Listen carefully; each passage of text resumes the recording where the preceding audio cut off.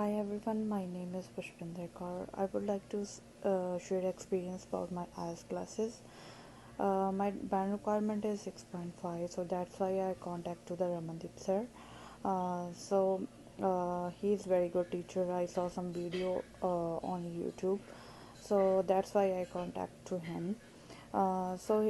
He recommended me. She is so good teacher and she is so good listener. She solved my every problem with reading and writing task. Her way of teaching is so good and she is very friendly. Uh, so so here is a very good experience with her. Thank you. तो friends एक बहुत ही difficult reading passage corporate social responsibility जिसका vocabulary कल मैंने आपको साथ में रहकर डिस्कस करवाया। मतलब जो कंपनीज़ हैं, बिज़नेस कंपनीज़ हैं, वो जो अपना बिज़नेस के साथ प्रॉफिट तो उनको बनाना ही है, लेकिन साथ के साथ उनकी कुछ सोशल रिस्पॉन्सिबिलिटीज़ भी हैं। उसके ऊपर ये एक पैराग्राफ है। क्वेश्चन टाइप जो सबसे पहले है, देखिए कितना लंबा पैराग्राफ है, कितनी सारी इन्फॉर्मेशन है, और उसमें से सबसे पहला जो हमें मिला है यहाँ पर वो है क्वेश्चन टाइप 14 to 20। हमें बताना है लिस्ट ऑफ हेडिंग्स कि कौन सा हेडिंग यहाँ पर जाएगा। तो ऑफ कोर्स यहाँ पर हमारे पास सबसे पहला जो है ये मैं यूज़ करता हूँ एज अ पेपर वेट। तो हाउ CSR में help one business to expand, मतलब एक कंपनी जो है वो कैसे एक्सपेंड कर सकती है। CSR in many aspects of companies, many aspects मतलब अलग अलग aspects. A CSR initiative without a financial gain, मतलब CSR लेकिन उसका मोटिव क्या है, पैसा कमाना नहीं है। Lack of action by the state of social issues, मतलब lack of action by state मतलब गवर्नमेंट ने कुछ खास नहीं किया है। डराइव्स और pressure motivate companies to address CSR, मतलब क्या चीज़ है जो मोटिवेट करती है कंपनीज को कि CSR के बारे में सोचें। The past illustrate businesses are responsible for future outcomes, मतलब पास्ट का लेना देना है फ्यूचर आउटकम्स। इसका मतलब जिस पैराग्राफ में हमें पास्ट के रिलेटेड कुछ मिलेगा हम आंसर लगाएंगे। Companies applying CSR should be selective, मतलब कौन सी कंपनी लगाएगी इसकी सिलेक्शन होनी चाहिए। Finally reasons that business and society benefit each other, मतलब बिजनेस और सोसाइटी दोनों एक दूसरे को बेनिफिट करती हैं। सो अगर आप ये एक्सरसाइज नहीं करोगे, I can give you 100% guarantee कि ना तो आपका इंटरेस्ट डेवलप होगा, बहुत जल्दी आप फटीग महसूस करने लगोगे, क्योंकि आपको समझ ही नहीं आएगा कि आपको आंसर कब मिलेगा, कैसे मिलेगा, कौन सा मिलेगा, क्योंकि इतनी इन्फॉर्मेशन पढ़ के जस्टिफाई कर पाना कि कौन सी स्टेटमेंट के पॉइंट ऑफ व्यू से हम अपना आंसर लगा रहे हैं बहुत मुश्किल हो जाता है। और अगर आपने ये स्ट्रेटजी डेवलप की, हर एक लाइन का मतलब क्या है और ऐसी कौन सी इन्फॉर्मेशन है जो मुझे किसी पर्टिकुलर पैराग्राफ में ढूंढनी है, it would make your life easier. तो अब हम जब रीड करेंगे पैराग्राफ ए तो आपको बहुत जल्दी कुछ ना कुछ मिल जाएगा। जनरली फर्स्ट 2 लाइन में से आंसर मिल जाता है, और ज़रूरत पड़े शायद 1 या 2 पैराग्राफ्स ऐसे रहते हैं जिन्हें पूरा पढ़ना पड़ता है। An excellent definition was developed in the 1980s by Norwegian Prime Minister, जो भी है, जो वर्ड यूज़ करता है सस्टेनेबल डेवलपमेंट के लिए, meeting the need of present without compromising the ability of future generation to meet their own need.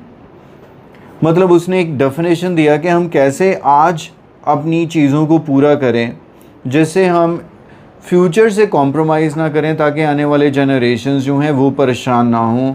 और शायद अगर आपका पास्ट वाले की तरफ ध्यान जा रहा है तो अगर थोड़ा सा रुक जाइए, क्योंकि उसकी सेंस बिल्कुल डिफरेंट थी।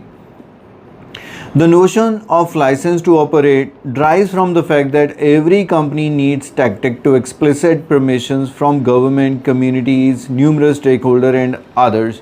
तो आई होप कि यहाँ से आपको काफ़ी हद तक क्लियर होगा कि ये जो नोशन है जो उसने कहा, ये operate drive from the fact कि ये चीज़ की ज़रूरत क्यों है, क्योंकि हर एक कंपनी की एक ज़रूरत है कि उसे टेक्निक्स चाहिए, परमिशन चाहिए गवर्नमेंट से, ये सब कुछ चाहिए, जिसकी वजह से to justify CSR initiative on the ground तो अब आप बताइए कि आपका आंसर क्या है।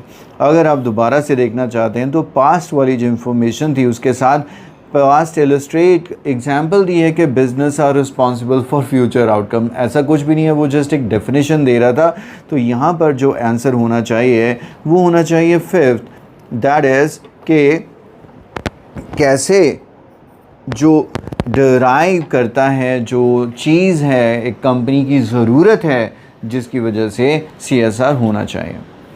To advance CSR, we must root into broad understanding of interrelationship with cooperation and society, while at the same time anchoring its strategies and activities of specific companies.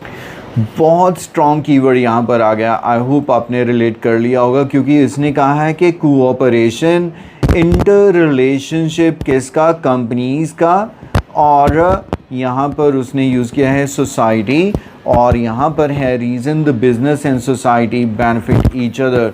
तो ज़्यादा पढ़ने की ज़रूरत के बिना ही ऑफ कोर्स बी यहाँ पर लगाना चाहिए मुझे, 8 answer, sorry answer is 8। I hope इस स्ट्रेटजी से अगर आप करेंगे तो आपको बिल्कुल भी पैनिक नहीं होगा, आपको बिल्कुल नहीं लगेगा कि आपका टाइम बहुत वेस्ट हो रहा है, और इन टाइम रहकर काफ़ी एक्यूरेसी आप अचीव कर लेते हो। बिकॉज ब्रेन के पास जितना ज़्यादा इन्फॉर्मेशन होगा उतना ज़्यादा वो कंफ्यूज्ड होगा, जितना लिमिटेड इन्फॉर्मेशन होगा, सेलेक्टिव होगा, उतना ही एक्यूरेसी बढ़ता है। Now moving on to paragraph C, a company's impact on society also changes over time. समय के साथ साथ एक कंपनी का सोसाइटी पे इम्पैक्ट क्या है वो चेंज होता है। As social standard evolve, science progress, जैसे जैसे सोशल स्टैंडर्ड्स इम्प्रूव होते हैं और साइंस भी बढ़ती है। एबेस्टॉस करके कोई पर्सन है, उसने अंडरस्टूड किया कि as a serious health risk we thought to be safe in the early 1900s given the scientific knowledge then available. Evidence हम जैसे रिस्क मानते थे ना, under now understood as a serious risk, जो चीज़ आज हमें रिस्क लगती है उसे 1900s में क्या सेफ मानते थे, क्योंकि उस टाइम पर जितनी हमें नॉलेज थी।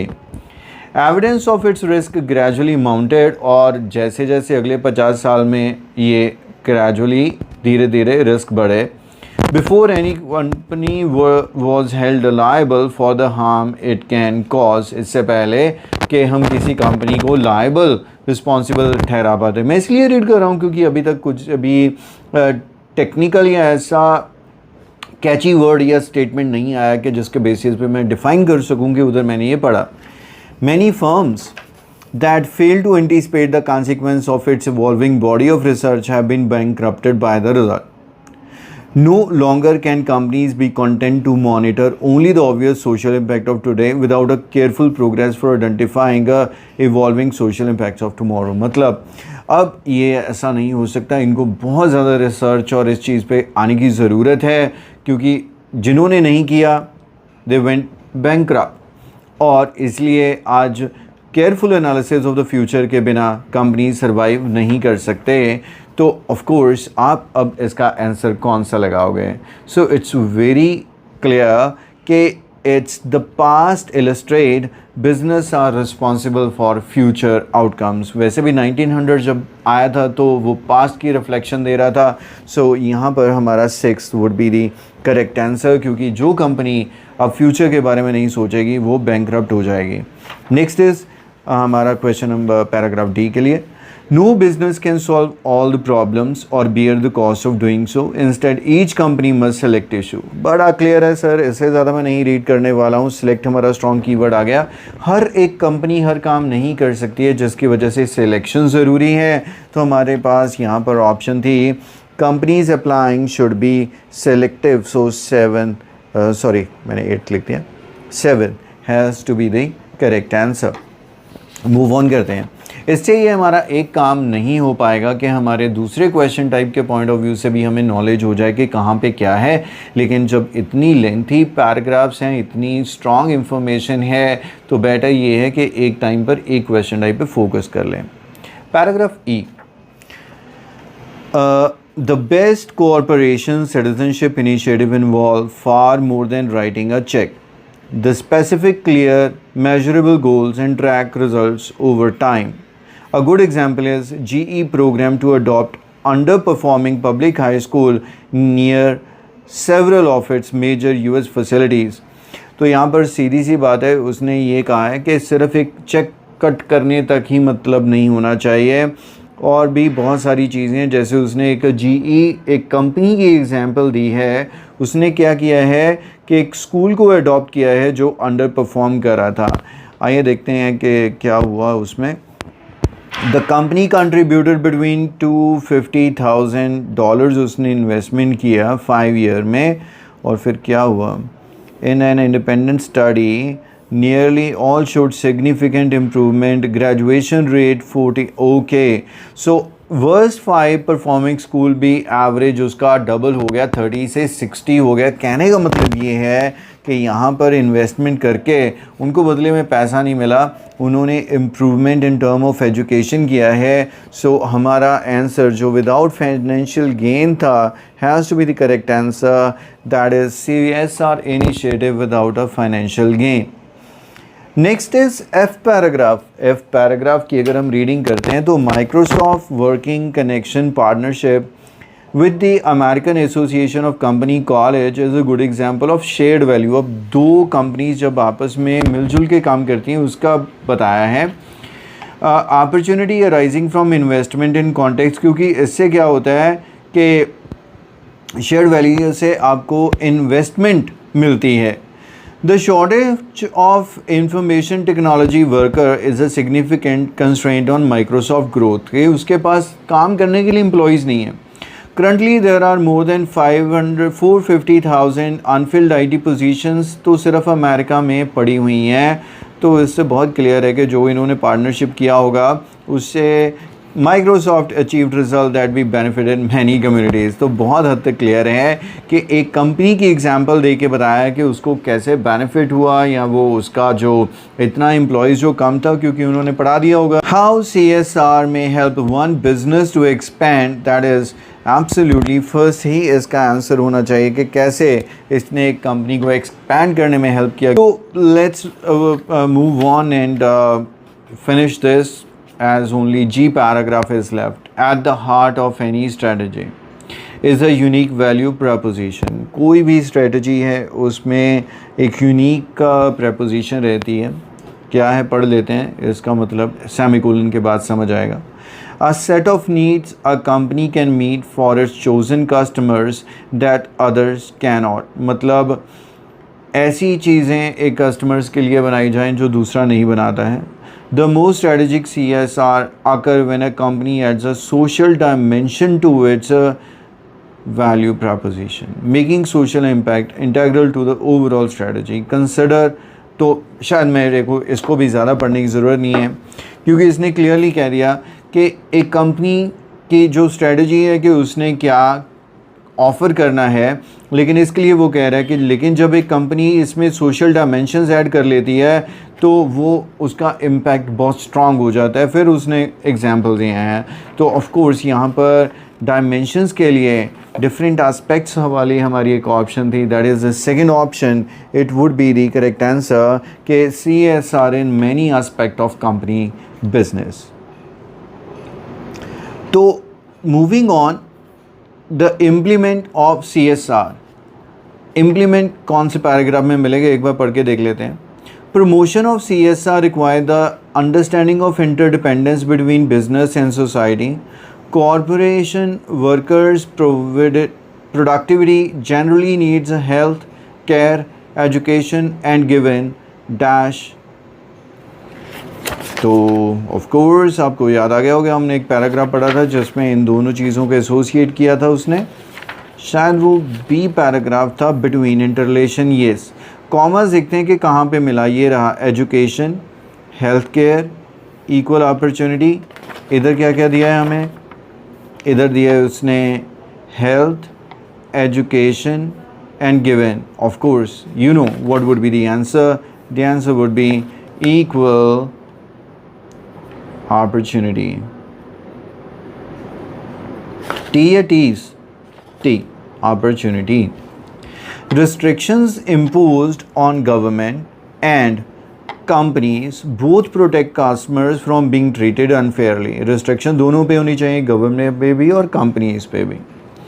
Improvement of the safety standard can reduce the, जब सेफ्टी स्टैंडर्ड्स इम्प्रूव हो जाएंगे तो क्या हो जाएगा, dash of accidents in the work place, मतलब चांसेस टाइप कोई वर्ड होना चाहिए कि एक्सीडेंट्स जो हैं वर्क प्लेस पे वो कम हो जाएंगे, या कोई चीज़ improvement, rather improvement of the safety standards can reduce the dash. Yes, तो आइए देखते हैं इसी पैराग्राफ में कुछ मिलना चाहिए हमें इसके रिलेटेड। एक्सीडेंट जैसा स्ट्रॉन्ग कीवर्ड अगर मिल जाए तो क्या बात है। ये रहा ऑफ एक्सीडेंट्स, और यहाँ पर अगर एक्सीडेंट्स देखें तो साथ में ही लिखा है lower the internal cost of accidents, यहाँ पर reduce the, so of course the answer has to be internal cost of accidents. अब 3 कंपनीज़ के नाम हैं, जीई हमने पढ़ा था, माइक्रोसॉफ्ट पढ़ा था और होल फूड, इसके बारे में कुछ ज़्यादा नहीं पढ़ा, लास्ट पैराग्राफ में था, इतना तो श्योर है। You may use any letter more than once, करना भी पड़ेगा क्योंकि 4 क्वेश्चन है, ऑप्शंस तो 3 ही हैं। First one says the disposable waste. Second one is way company purchases the goods, helping the undeveloped, ensuring the people have the latest information। देखिए helping the undeveloped के लिए मुझे लगता है कि 25th का आंसर हमें बिना ज़्यादा पढ़े या एक बार रिलेट कर लेते हैं, जीई लगा देना चाहिए, क्योंकि उसमें हमने पढ़ा था ना एक स्कूल जो था अंडर परफॉर्म कर रहा था। एक बार दोबारा से रीड कर लेते हैं। A good example, GE program to adopt underperforming public high school near several of its major facilities। undoubtedly यही इसका करेक्ट आंसर होना चाहिए, क्योंकि they were helping a public school students who were not performing really well। so 25th is a information, latest information के point of view से हमें Microsoft के बारे में सोचना चाहिए, बिकॉज ये एक आईटी की कंपनी है। आइए देखते हैं इसके साथ कुछ रिलेट करता है या नहीं करता। तो यहाँ पे लिखा है कि क्या किया, पढ़ लेते हैं। करंटली देयर आर, ये हमने पढ़ लिया था, community colleges with an enrolment of million students representing graduates could be a major solution। Microsoft recognized that community colleges face special challenges, उनको challenges हैं। IT curricula are not standardized, technology used in outdated, and there are no professional development programs to keep faculty up to date। बिल्कुल clear हो गया जी फिर तो, कि उसने ये आइडेंटिफाई किया ना तो लेटेस्ट टेक्नोलॉजी, अरे भाई अमेरिका में नहीं है तो इंडिया के पास कब होगी, ना ही उनके पास अच्छे टेक्निक्स हैं, ना ही उनके पास अच्छे इक्विपमेंट हैं, आउटडेटेड है, और ना ही ट्रेनिंग प्रोग्राम्स हैं। सो ऑफ कोर्स इसने क्या किया होगा, इसने ये इंश्योर किया होगा कि लेटेस्ट टेक्नोलॉजी प्रोवाइड की जाए। So I would definitely go for B with 26। We are left with 2, disposal waste और the way company purchases as goods. तो इसके लिए थोड़ा सा इसको भी रीड कर लेते हैं जो बचा है हमारे पास। Whose value proposition is sell organic, natural and healthy food, passionate about food and the environment, मतलब ऑर्गेनिक फूड में ये डील करती है कंपनी। The company sourcing emphasizes purchase from local farmers through each stores procurement process. तो एक तो भाई मैच कर गया यहाँ पे, way company purchases a good, मतलब वहाँ के लोकल फार्मर से ये खरीदती है। So C is the answer to this question. और हमारा बचा है 23rd भी अभी, तो देखते हैं कि कुछ वेस्ट डिस्पोजल के पॉइंट ऑफ व्यू से इसके पास कुछ है या नहीं है। तो रॉ मटेरियल आ गया, वर्जिन रॉ मटेरियल आ गया, रीन्यूएबल एनर्जी आ गया, ये रहा waste. The only 500 Fortune company to offset its electricity consumption entirely, इसने अपनी electricity consumption को entirely offset कर दिया है। Spoiled produce and biodegradable waste are trucked to regional center for composting and converted run on to biofuels। मतलब ये waste को collect करके लाते हैं और उससे ये biofuels बनाते हैं। and disposal waste of course इसी के साथ भी मैच करेगा, and that's the reason why C is the correct answer. आपने नोटिस किया, देखने में भयंकर, देखने में बहुत ही डिफ़िकल्ट रीडिंग पैसेज, लेकिन आपने बहुत ही ज़्यादा टेक्निकली एंड स्मार्टली इसको हैंडल करते हुए अचीव किया। And this is what you can do every time. बस पैनिक नहीं करना है, एक्चुअल एग्ज़ाम में डरना नहीं है, and still you can achieve a very good score even though the passage is really difficult. Thanks for watching and bye bye for now.